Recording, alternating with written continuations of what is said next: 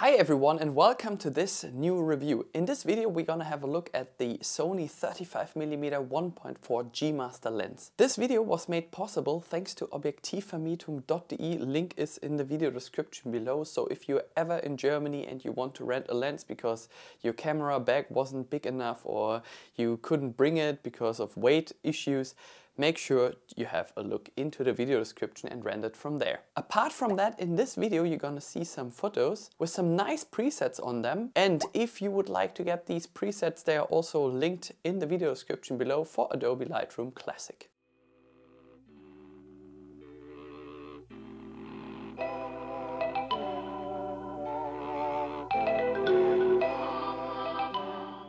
This Sony 35mm 1.4 G Master is relatively light at 520 grams on my Sony Alpha 7 IV.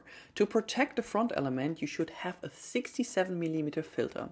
You'll find my favorite filter in the video description. Unfortunately, Sony has moved manufacturing to Thailand if anyone is interested. The body otherwise is well made, has an AF/MS switch on the side. You can use the aperture ring to manually adjust the aperture or leave it in automatic to change it via the Sony menu. If you want to adjust the aperture continuously, that works via the click switch on the side. You also have a large focus ring with a digital display via the camera. You'll find the following shots in the video description as a download in RAW. At 1.4 the 35mm is crisp. The 33 megapixel of my Sony Alpha 7 IV do their part for sharp photos. We'll come back to this point later. If you're still not convinced, just download the RAW files and look in Adobe Lightroom. If you work without correction, you will notice a relatively pronounced vignetting at f1.4. By the way, this only disappears naturally from about f4. For everything else, there's an automatic correction in Adobe Lightroom. I wouldn't worry about chromatic aberrations either, even if you can see one or two green shimmers at close range. If you're often shooting in sunny places, the lens flare might be important for you. Sony included the lens hood in this package. Otherwise I held the lens in all directions for you, filmed and took photos, and this is how it looks like.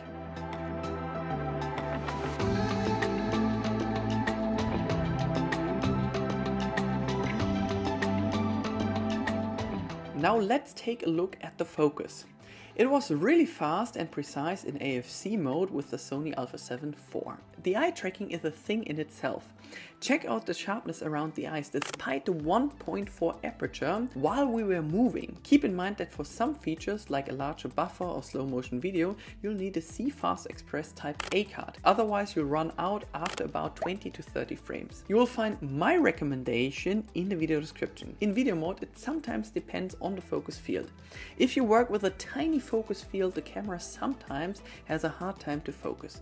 If you have someone walking in front of the camera with eye tracking and a large focus field, there was no problems at all. Overall, a fast and reliable focus in combination with my Sony Alpha 7 IV. I myself have been using the 35mm as a focal length on my cameras for over 10 years. Starting with the Sigma 35mm 1.8 art on my Canon EOS 5D Mark II and now the RF 35mm 1.8 STM on my R5 and R6. 50mm is just sometimes too close or too heavy, while a 35mm is a focal length I would use daily on my cameras. The Sony 35mm 1.4 G Master is a great lens that I would use primarily for portraits, details and video.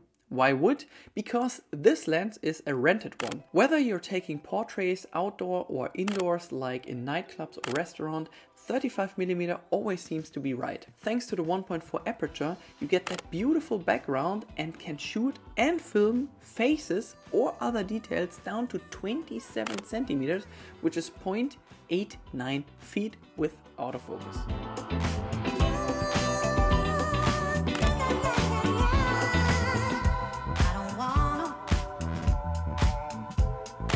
I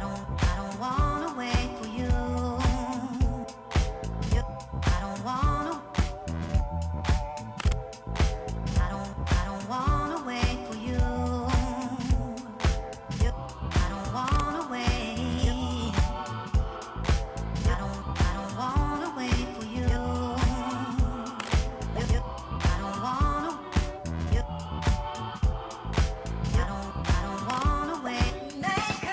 As you should already see, the bokeh looks pretty nice. The 11 aperture blades create these nice bokeh balls. If you focus manually, you can even focus to 25 centimeters.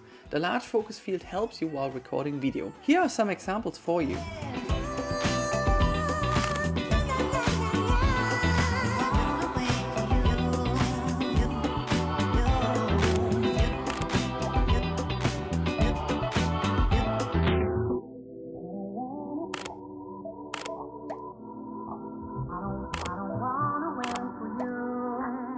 I love using the 35mm for my YouTube videos. Whether I'm filming for you at my home, outdoors or at events, the 35mm is a super all-rounder lens for filmmakers. The close focusing distance of only 27 cm allows you to capture details such as decor, DIY, nature and much more.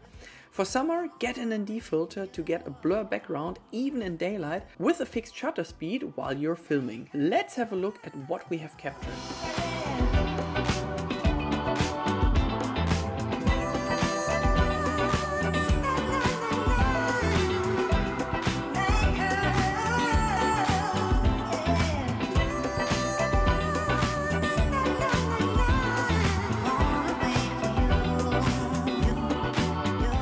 I've been taking food photos for several years at various restaurants. Thanks to the open aperture, you have the possibility to separate the fore from the background and to have everything in focus from above.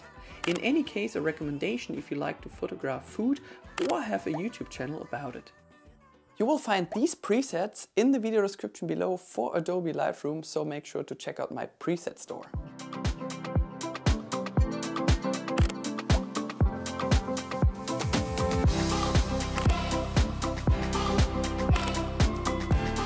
If I left the house and had to choose a lens, it would either be a 24-105 or a 35mm. If I'm walking around town during the day, I would probably take the zoom lens with me. If I had to capture details or portraits, I'd go with the 35mm. Sure, you can't zoom, you have to walk for that, but you have the ability to separate the fore from the background in both light and dark, and you don't have to push the eyes up like you would do with an aperture of f4.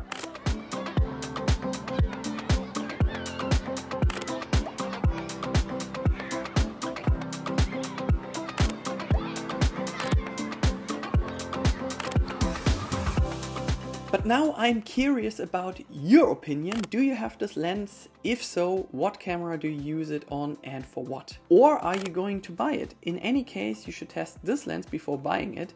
Maybe you need a zoom lens with less or more focal length. Maybe 35mm is too wide for you and 50mm is just right. I can recommend Objektivvermietung.de to you. Here you get not only all common focal lengths, but also the appropriate camera. Link is in the video description. Let's summarize.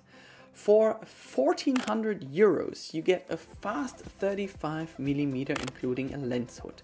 This lens has a fast aperture, which you can adjust using the aperture control ring or change it using Sony's camera menu. With a lightweight body, you're at under 1 kg of weight to lug around.